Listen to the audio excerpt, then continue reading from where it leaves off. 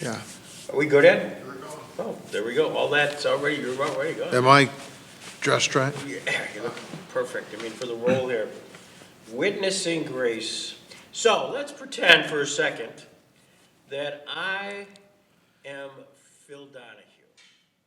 And if you were to advise Phil Donahue through the alter ego of Greg Peterson, what would be Phil Donahue's opening lead question? Because Well, depending on how hard he wanted to push, he might say, "Are you really a faithful Christian?" Or how much of the Christian story really lives in you? Or how much can we trust in the, yeah. how much? So all there's a of it. follow-up, though. Phil always has a follow-up. All of it. Yeah. Yeah. Yeah, the book is true, my life is true. I've never been a skeptic, but I've always lived on that edge where you know there's more truth than you're hearing on Sunday morning. You know there's a whole lot more truth than is in the Bible. You know that the mystery of God so far outpaces the imagination of even the most energetic preacher. So, which is to say, everything then is incomplete. And various folks from the religious spectrum fill in that incompleteness, because you can't know God. Right. I mean, you can't know God. You could say you can know God, and you can say God is fully revealed in the Bible, but that isn't true. I mean, that just isn't true. There's always more to the mystery than you can find words to express, which is why the tradition I come out of, which is historically related to the Roman Catholic, but develops its own powdery mysteries. Why my tradition just leaves room for imagination and just clouds over a little bit the uncertainties. It's just, well, that could be, and then we play some music. Yeah. and we get you out of your head or into the other hemisphere, so that we can go to that place where intellect and intelligence and logic doesn't matter. You just feel it, which is why we try to keep a fair amount of mysterious feeling in the service. It's always a little bit more than just good guys, fair met.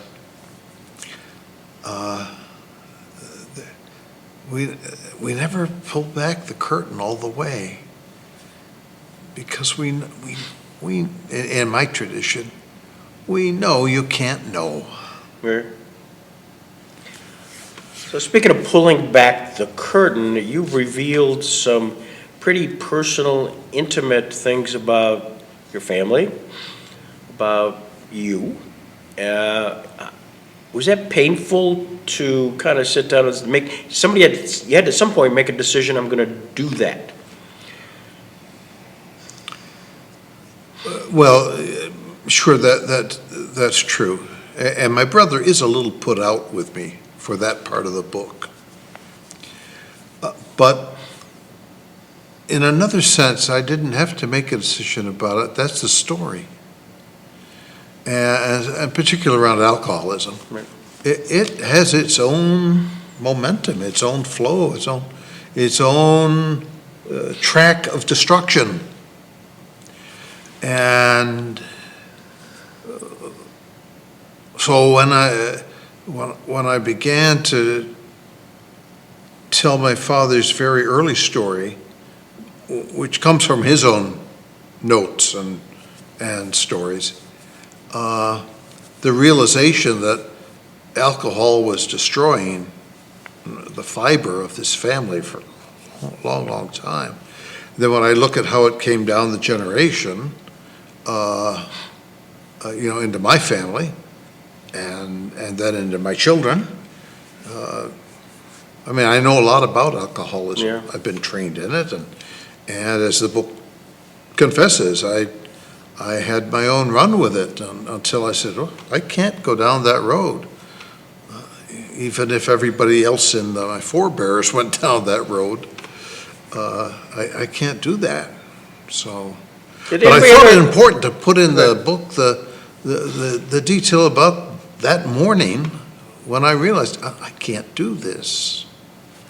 So that story about not being able to take my own sick son to the hospital because I was too hungover from the night before, that's true. Mm-hmm. And that was enough. Sadly, I was never able to find or create or reveal that moment in my father's life that got him unhooked from alcohol. So in the end, it took his life and somebody else's.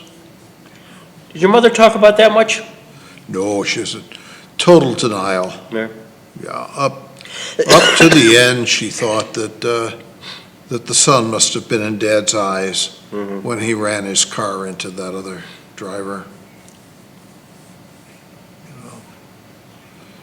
How bad does it get? The woman he killed was the only surviving daughter of this elderly couple whose only other child had been killed by a drunk driver. They're 2 for 2. You have to take this disease seriously. Right. Or it'll take you, just. If your mother had picked this up, if she were still around, Elsie says, can I read this? Do you mind, Dennis? I'd have had to write it differently or not write it, I think. Yeah. I think that's the kind of candor that you only, if you have any feelings for people, you only get to have that kind of candor if everybody directly affected is gone. Right. Now, my father, on the other hand, it might have been difficult for him, but he believed in telling the truth. Mm-hmm. So I think he could probably have made his way through that section. Mama couldn't have. Yeah. As you've distributed it among family members and friends and church members, and have you had reaction to it? What's kind of? It's interesting.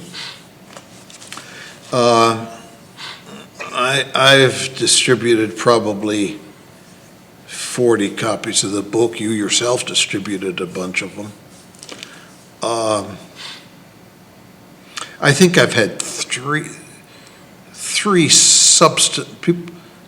people have had substantive encounters with the book and reported it to me. Mm-hmm.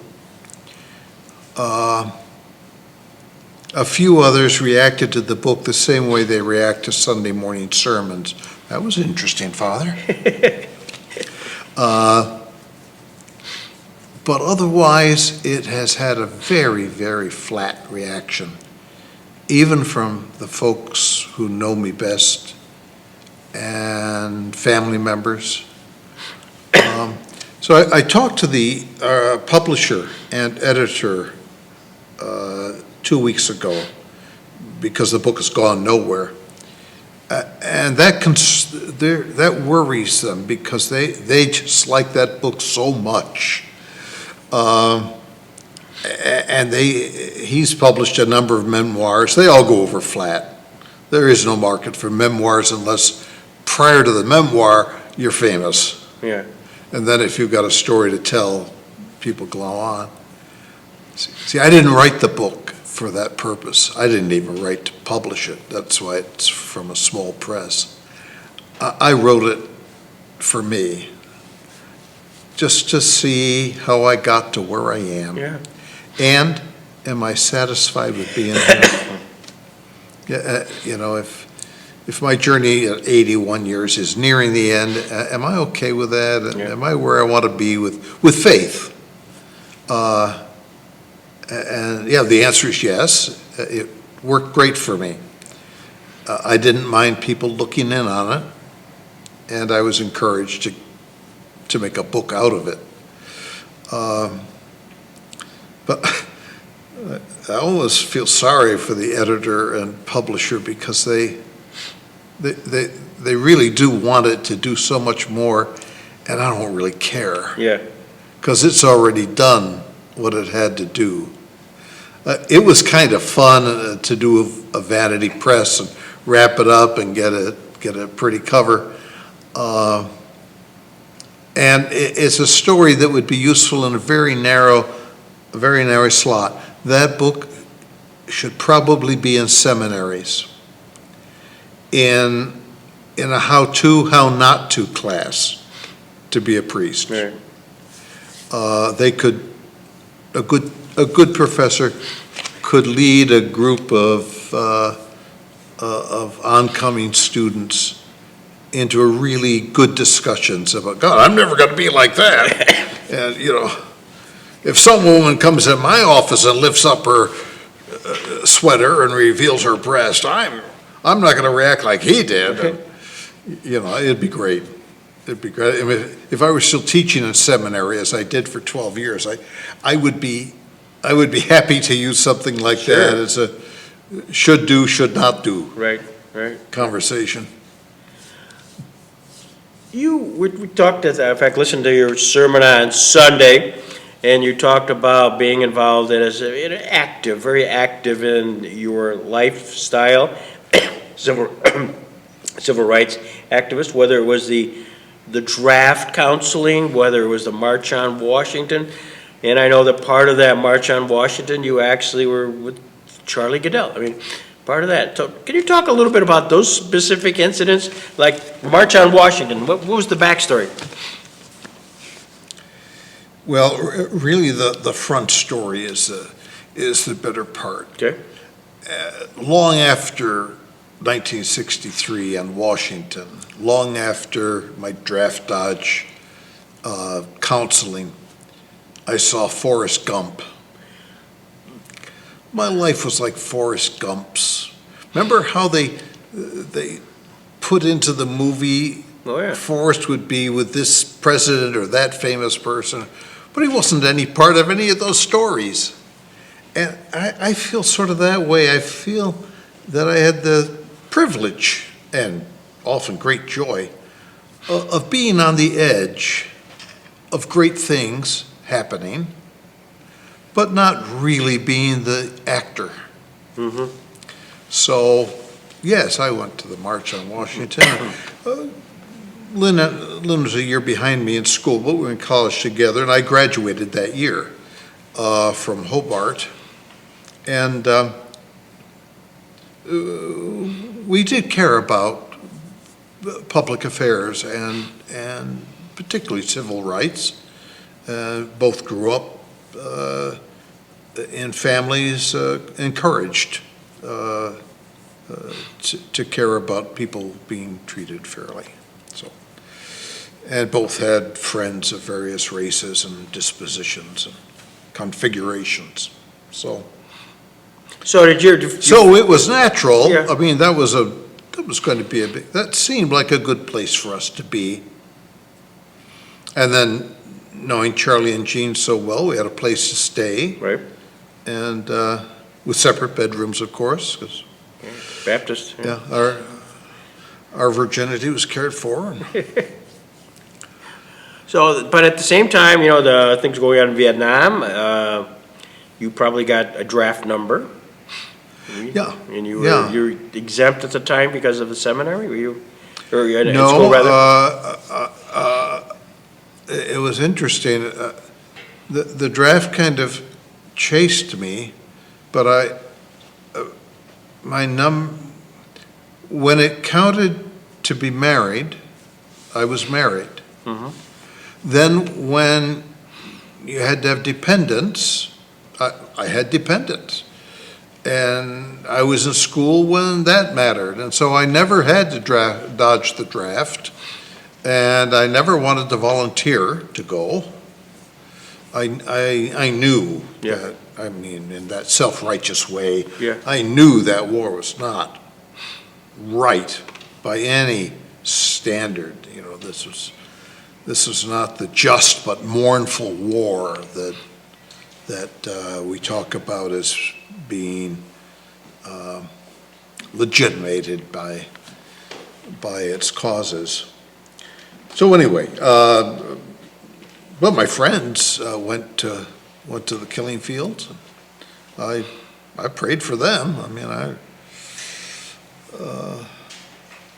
but Your dad's a World War II era guy. Did he wonder what you were doing, or did he support what you were doing?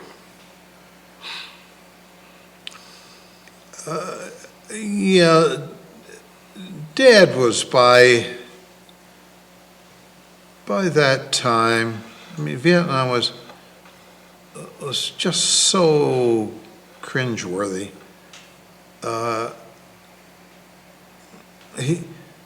He was not supportive of the war effort, but he was always supportive of the people hurt by the war, as I was. And so he was late in his career by that point.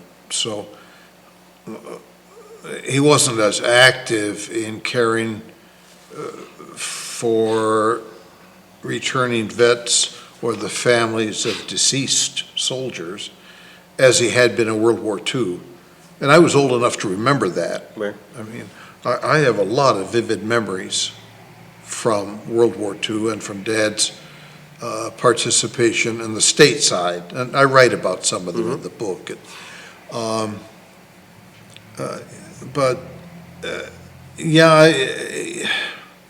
I talked about this a little bit Sunday. There's a point at which you just start responding to world events, community events, family events from your heart instead of from your head, and instead of from self-righteousness. You just start caring for the hurt. We're getting to that place now. I mean, yet again Sunday in Chicago with another slaughter. And after a while, it's not a policy fight. It's just the hurt. Mm-hmm. Just the hurt. So abortion is a good example for me. I mean, I've never been in favor of it. Who's in favor of it? I'm in favor of the right, the moral responsibility of a woman to make a decision. But finally, when a young woman facing her third abortion at the age of 15 calls out to me, not for my judgmental side, but for my pastoral side, be with me, hold my hand. I don't know how I got here, but I don't want to be here. Mm-hmm. So I sat with her through the procedure, just held her hand.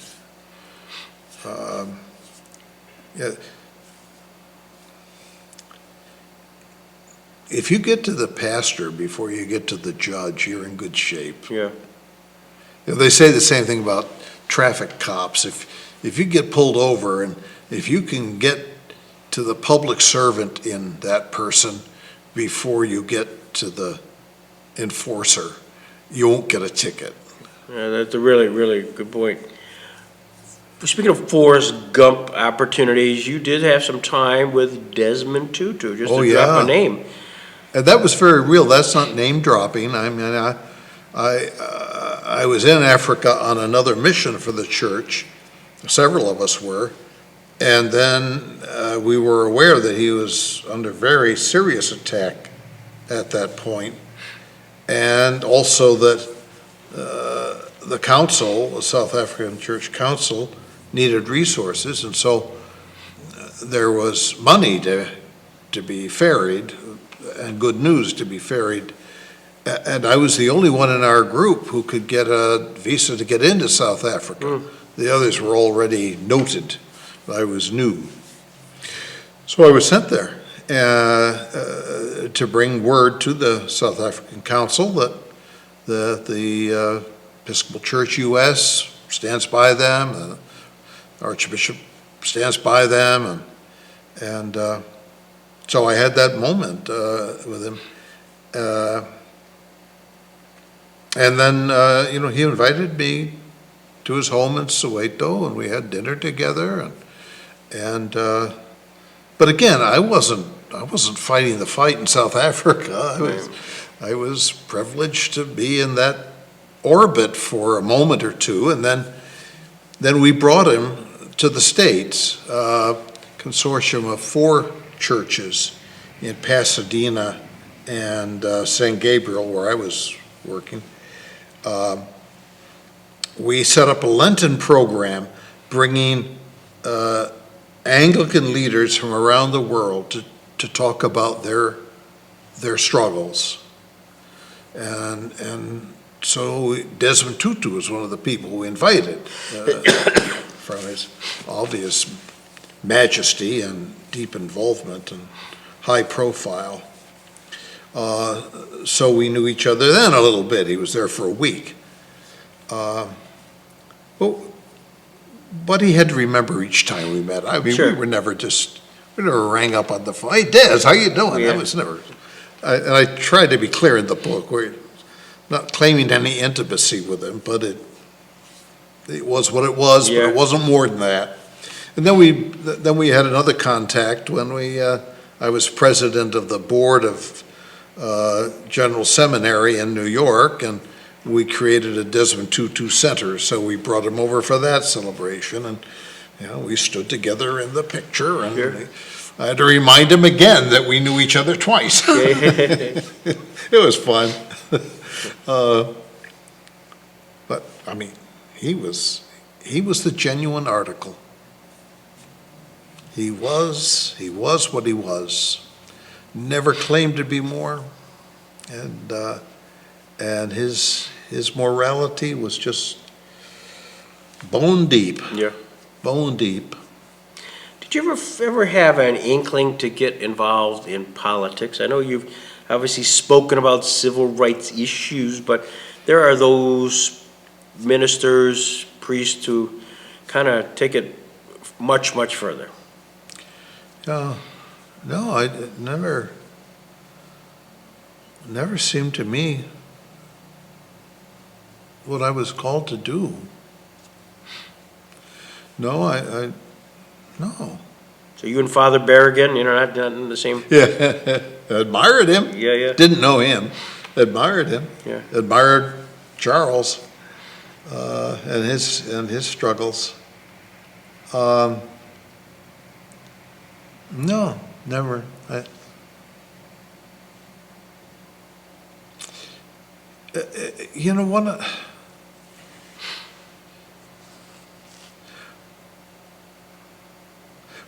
One of the things that brings peace is to know who you are and who you aren't.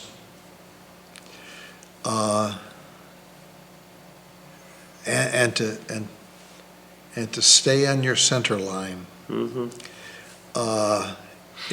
In my world, in the church, the great distraction is to want to be a bishop or to be called to be a bishop because of your visibility and your skills.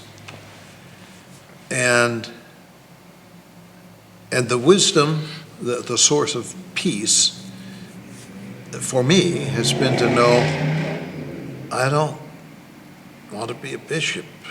Yeah. And a lot of my colleagues, becoming a bishop is the way you've succeeded, it's like, but it's a different job. I got asked a lot of times, I say without any particular pride, but we literally, Diana, my secretary, and I, we literally had a form letter in the file. And every time a request came, would I enter this or that election process, she sent out the form letter. It was just that clear to me. Yeah. That required a different skill set. You had to be able to do the job without a community, and parish gives you a community. And I had the greatest congregation in the world. You know, as I say in the book, we had 105 paid members on staff. In California? Yeah. Yeah. We had a $6 million annual budget. We served 250,000 people a year in our outreach programs. Amazing. And we still went to church on Sunday. Yeah. So, you know, when you know that's what you know what to do and how to do it. As you're prioritizing not only the outreach, and I know you talked a little bit about that Sunday with Father Luke and St. Luke's involved in just about everything, you know, they kind of react and boom, boom, boom, boom, boom, not disparagingly, but you were just kind of reacting to that. How does one in your position prioritize? I mean, so many needs to be attended to, and at some point you got to say, we can't do it all. Yeah, I think it worked if a leader, you know, like Luke or myself is paying attention and on board. I think it works backwards. I don't think the church's work or my life is driven by the need out there so much as it's driven by what's in here. And then it's the church's job, the leader's job, to create, to identify that, help me identify it, recognize it, honor it, and then make sure it has exposure. And I'll give you a good example. Vera Cleaver in the congregation in San Gabriel, where I served for 17 years. She was about 94 when I went there, maybe 90. She'd made all her money as a podiatrist and had a lot of it. She had $7 million estate. And she was a gruff old woman. She had a heart and a sensitivity to things. So we had this outreach program, community outreach. It's mostly about food bank. We distributed a lot of food. We became the 5th largest food bank in the whole state of California. Wow. This little church. And Vera, you know, in her early 90s, was down there fussing and helping. And she said, you know what? A lot of these people coming to get food, they're bringing snot-nosed kids with them. Do you ever see that? We need an infirmary here. And so we got an infirmary. You know, so it was driven from her. Yeah. You know, we created two things. An opportunity in which she felt important and engaged, and then we let her lead us. Now, it happened she had enough money to lead us rather significantly, but there were small-scale leadings too. You know, like my friend Bill Doulos, who knew there were people who needed to have housing, and they didn't have it. And he only had a nickel and a dime, but he somehow put it together to buy a property and put up some people in it. Well, then he bought another property. So finally, he had 4 properties that housed 50 people who were coming out of rehab or out of prison. And this was all being done while he was at the church I had served in Pasadena. All Saints. Well, somebody there got mad at him, and he came down and told me that he was losing his foothold there and losing their support. I said, well, you bring your houses, you come to us. So we took him on, and just last year, they paid off the last of those mortgages. Really good. So Bill used to say, if you can't get rich helping the poor, you can't get rich. So just last year, they paid off the last of the mortgages, and he's turning over to the church, $3 million worth of property. Wow. But, a whole lot more do-gooder stuff. I mean, a lot of, over those 10 years, 50 people. I don't know how many people passed through, though. But, gee, what a difference that made in lives, But again, it was in Bill. We helped Bill note it. We honored it in him. We called it out of him. We supported it. And it became the church's ministry. The church didn't decide to buy houses and then ask Bill to work at it, Yeah. the other way around.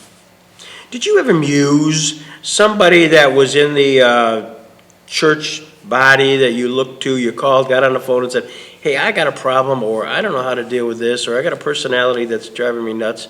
Did you have that person or persons,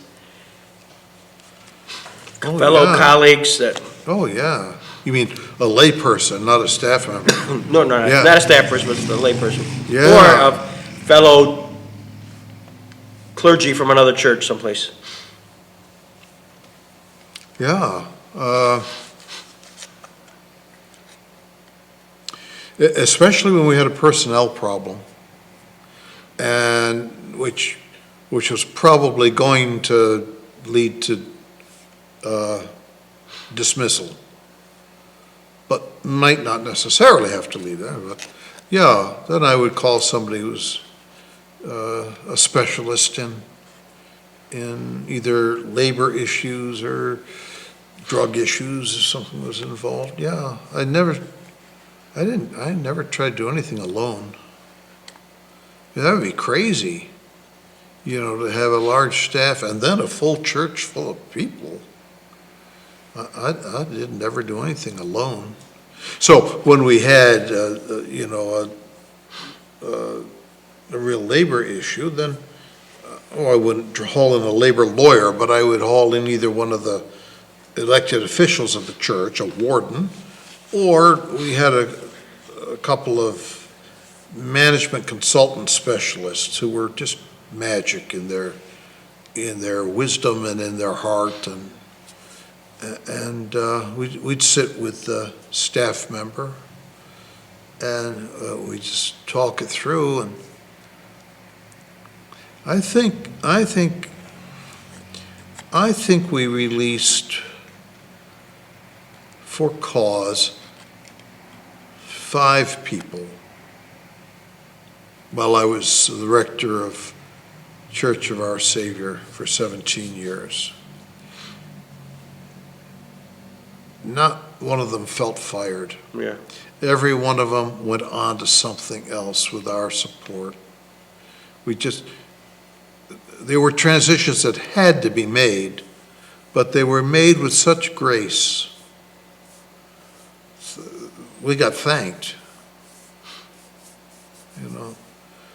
It's possible to do things with grace. I mean, that's what the book taught me. It's recalling how often in my life grace really prevails. When you talk about grace and prevailing, every once in a while, your grace, I'm sure, got taxed, where parishioners or maybe fellow staff members took maybe some liberties with what you thought was correct. And it's not personnel issues, just plain philosophical issues, that maybe we need a different leadership. Did you ever feel threatened in that sense that kind of, some churches just, they react. And did you find yourself ever in that position? Yeah, as I explained in the book, it's just really hard to get rid of an Episcopal priest. Our calling is in fact for life. Usually doesn't work out that way. I mean, on the average, I think Episcopal priests move every 5 to 7 years, but it's at their own volition.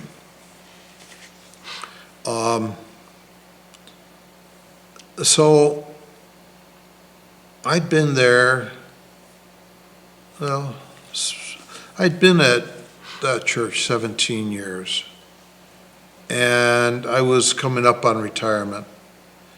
I imagined a 2-year period of tidying things up and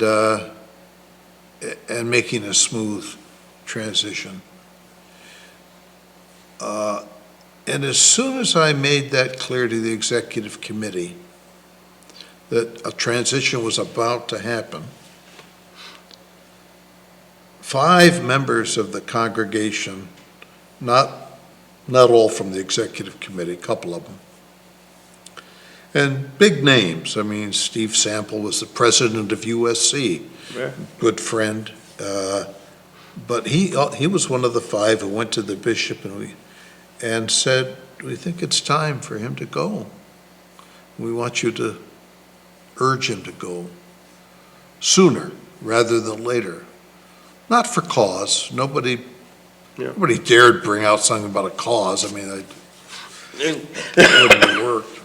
So the bishop came to me, and I said, yeah, people, I said, well, you know that's not going to go anywhere unless you and I agree to do it. There's no cause on the table, and the place is thriving. And I don't admit this in the book, but to the camera and you, I'll admit it. It took me about 5 minutes to figure out that it was to my advantage to go. Because everything for the clergy at the end of, or nearing the end of their tenure, everything is about pension. Mm-hmm. And I realized that if they incentivized my leaving, I was going to get a pension, and more importantly, my surviving spouse, should it go that way, would have a pension that would be very attractive. And because of the funny rules of the Episcopal Church Pension Fund, which is rock solid, the day I retired, I made more money than I was making by several thousands of dollars. Wow. And so, was it painful to know that 3 of them came back and apologized later? I mean, they knew they were out over their skis in doing that, and that it was unnecessary. But was it painful?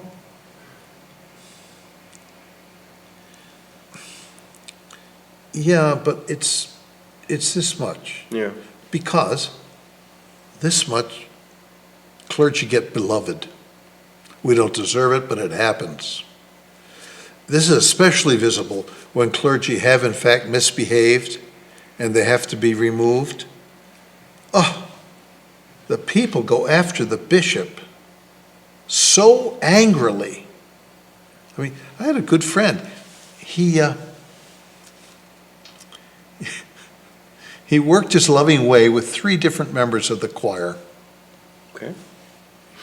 Had to be removed. People just hated the bishop for doing that. When a man on my staff, that what I write about in the book, was removed, people wrote to Bishop Borsch, said the most awful things to him. Because how could we do this sweet man? It must be the woman who was at fault, not this priest. So there's that imbalance. So when 5 people go to the bishop, that's all right. I know every Sunday morning when I stand up there in front of God and everybody else with my clothes off, you know, somewhere between a third and a half of the congregation wish I weren't there or wish I were saying something different. So I don't know, it's not that you get hardened, it's just that you realize what's real. Congregation of 500 people, 200 don't give a damn about you. 200 support you, and 100 love you to pieces, irrationally. You must be careful not to take advantage of that. Yeah. But you know it's there, and it feels good. How deep did you get involved in the Gene Robinson episodes where he became the first openly gay Episcopal? You know what my involvement was in Gene's story? Yeah. I knew him before he was gay. Ah. That's a nasty, nasty joke, but it's true. I mean, when we worked together on national church committees having to do with youth ministry, and he was brilliant, just brilliant. But there were 9 of us who formed this national church group, and we met every quarter for several years. So we were good friends. But that's when he and his wife ran a retreat center in New Hampshire called the Sign of the Dove. And so that's what I knew him. We were no longer working together when the story of his orientation came out. Mhm. And he was just another gay priest, of which Yeah. there were several. And then, of course, he went on to become bishop, but I wasn't. We were no longer in touch, and, you know. What were the politics behind all that? Obviously, that he's the first. Not everybody agreed that that was a natural step. Yeah, well, I think to the Episcopal Church's credit, its commitment to democracy and process and procedure is pretty darn strong. And so there are procedures for electing a bishop. And hell cannot prevail against it. Mhm. And so if a diocese like, and of course he was from New Hampshire, so he was a favorite boy. Wrong expression, but you know what I mean. And so when they had a cause to elect a new bishop, they went through the full process of nominations, and then there's a electing convention in that diocese, and he was elected. Yeah. And there's nothing to be done about that, you know. The Anglican headquarters in England can fuss, and people can get self-righteous about it, but that was done right. It was done by process, and there was no one doing it. What was the path for women to get to that level? Yeah, well, that's interesting too. It had that had more of a confrontational issue because 11 of them,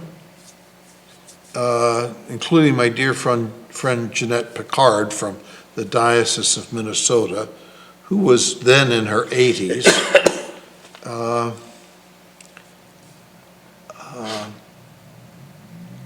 they went ahead and got ordained. I forget who did their ordinations, actually. Anyway, some bishop with the authority to ordained them, 11 of them. I should know who that was. I mean, I don't. And that was done before our General Convention went through all the process to approve the ordination of women. So there was that kind of upfront push, you know, kind of in-your-face stuff. But in the end, it happened the same way all ordinations happen, just by process and election and democracy. And at this point, what's the next hurdle for the Episcopal Church to kind of politically get through? They got That's through the gays, interesting. they got through the women, the transgender, is that? Yeah. I tell you the truth, I think the next hurdle is survival. You know, the time is up on Christianity in the Americas. You know, Christianity has about a 500-year lifespan, and then it devolves into something else, or it just disappears. But look in Europe. I mean, nobody goes to church. And many of the churches are state-supported, as in, you know, the Lutheran churches. I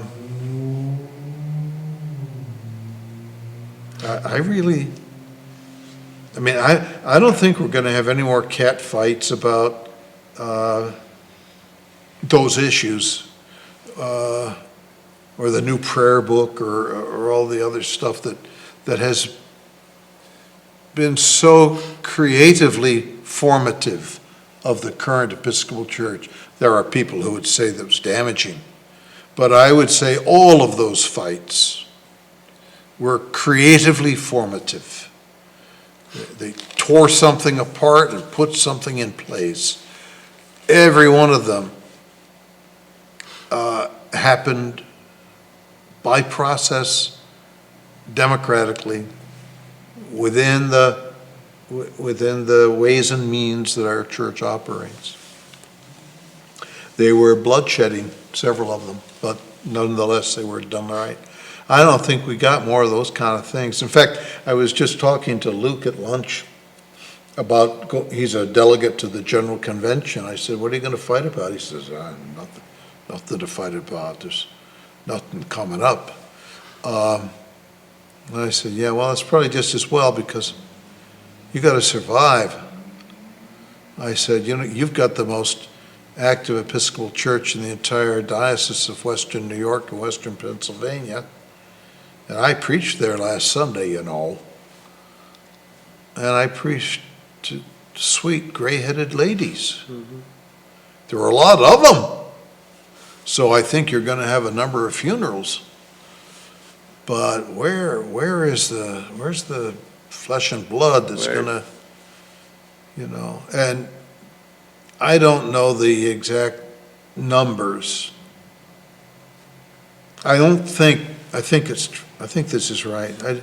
I don't think there's a diocese, a U.S. diocese, there are about 100 of them.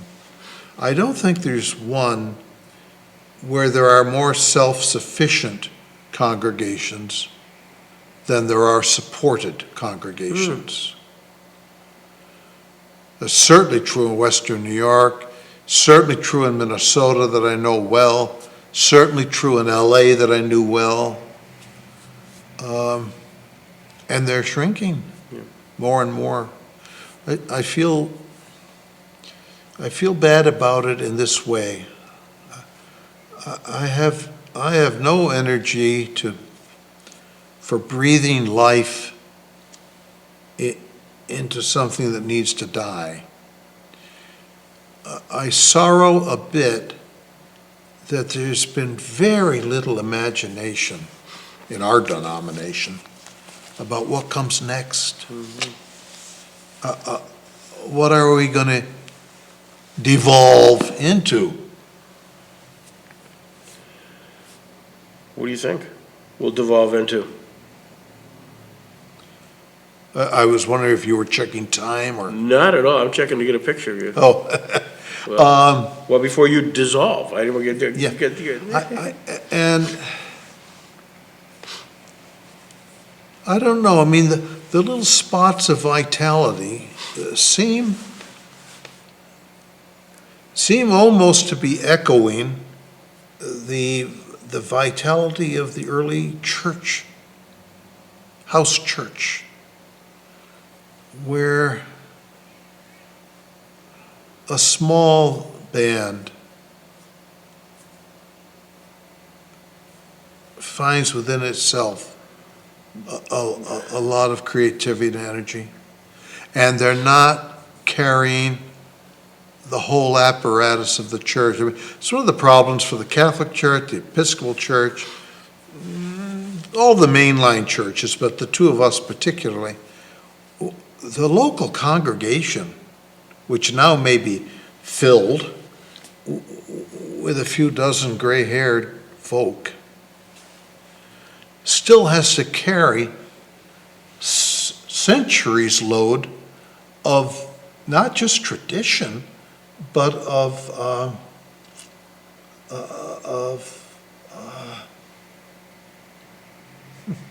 blocking on the word, due process. It takes a lot of resource to be an Episcopal church. And, you know, you have to carry a very complicated theology. You have to carry this notion that only a priest can make bread and wine holy. So where are you going to get a priest? They're in short supply. You have to carry the fullness of the creed and all of the polity was the word I was looking for.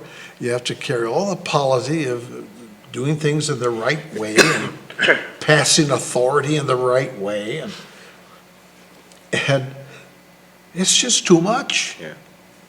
It's just too much. So I think, I mean, there will always be a few healthy congregations, I think, but gee, when you look at Europe, you have to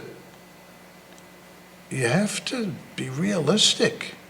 Those were good, faithful people. They had good, strong churches. They were filled on Sunday with, you know, people who really sincerely believed.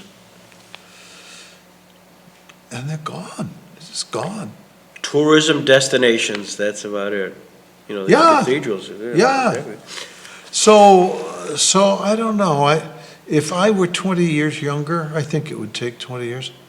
I would love to be one of the people trying to figure out what to do next. I was kind of challenging Luke today at lunch about that. I mean, he's like 45 or something, 44. And he knows that, not that his congregation is dying, but that the overall church has lost vitality. Mm-hmm. And I said, well, what are you going to do? You know, I don't know. We didn't have time to hear his vision. I'm not sure he's got a vision yet. Yeah. I don't say critically. I don't. So if I'd need to be 20 years younger but I'd love to be in that fray, because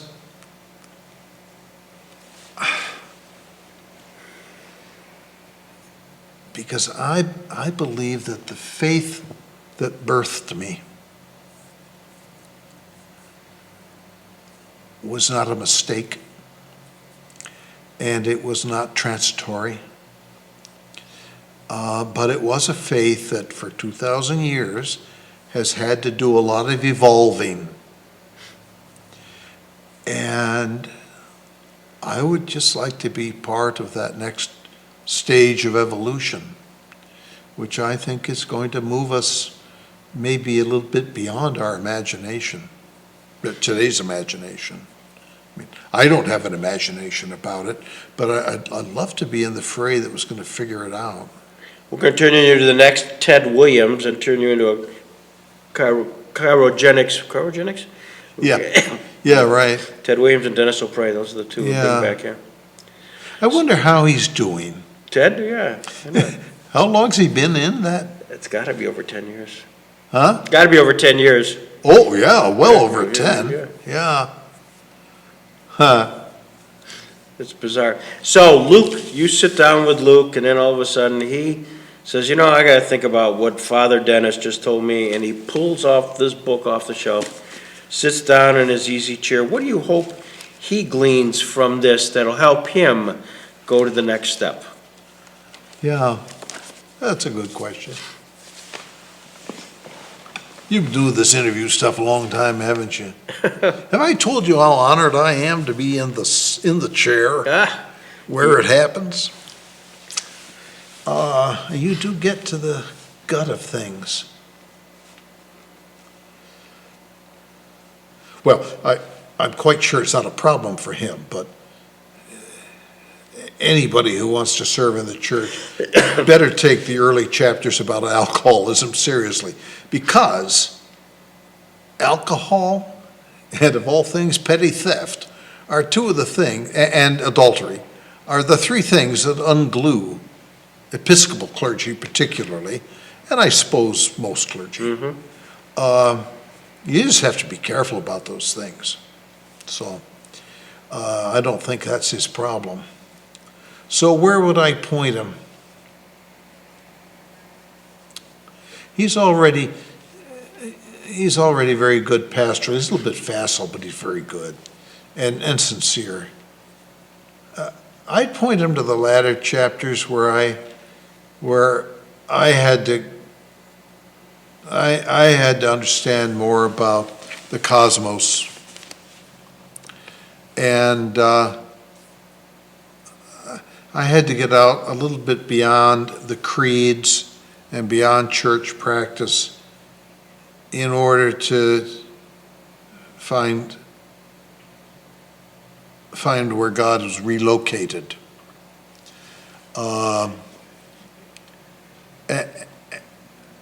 And learning all that I have about the cosmos has made me realize God has got to be bigger than the God of my prayers, the God that I control or try to control with my prayers. God has got to be bigger than the church has imagined God to be. God has got to be in some of that smoke, and some of the uncertainties, and some of the mystery.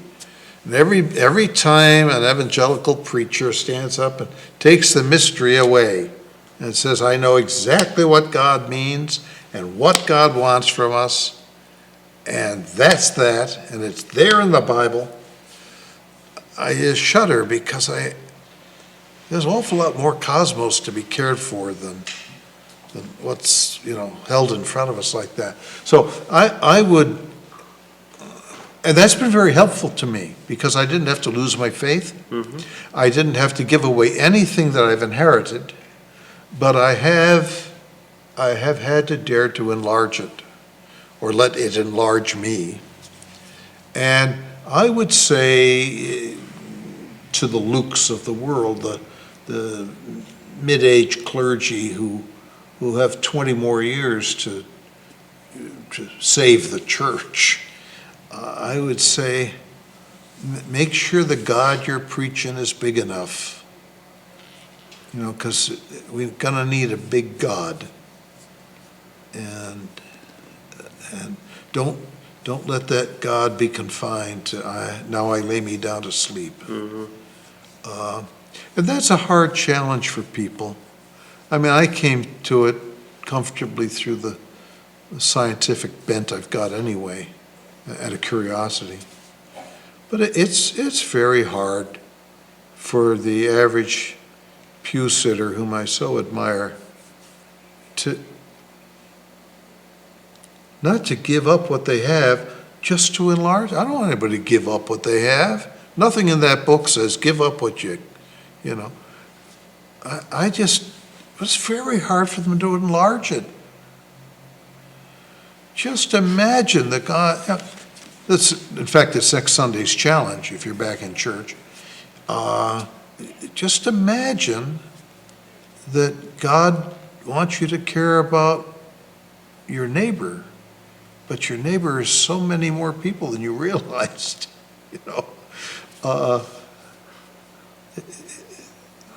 I don't know. It's very hard for people to grow their faith. It's very hard. Once people have gotten a hold of faith, once they've got a God they can hold and contain with their prayers and trust to grab them as they fall for the final time, once they've got that, it's just very hard to say, you don't have to let go of that, just enlarge it a bit. Just imagine a God who cares not just for the fetus, but for the pregnant woman who's going into the abortion clinic. Just imagine that God's love is on both sides of these terribly divisive questions that are tearing not only the nation apart, but tearing churches apart. Just come on. Just let God get a little bit bigger. That's the challenge. I think the theological side of the challenge anyway, organizing a church organization to survive, well, that's just a matter of getting enough money in the right place and having good investors. St. Luke's will always have resource. It's got enough money to outlast time. That's good. The congregation I served in San Gabriel got enough money to outlast time. There'll always be a church resource there. But So as we draw closure and you have an opportunity to do your own interview with my daughter, is there a question I should have asked you that I've just forgotten?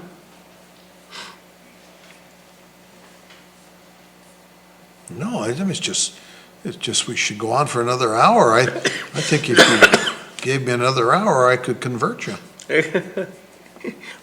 We'll see. Next Sunday, let's see. We'll listen to the sermon. Thank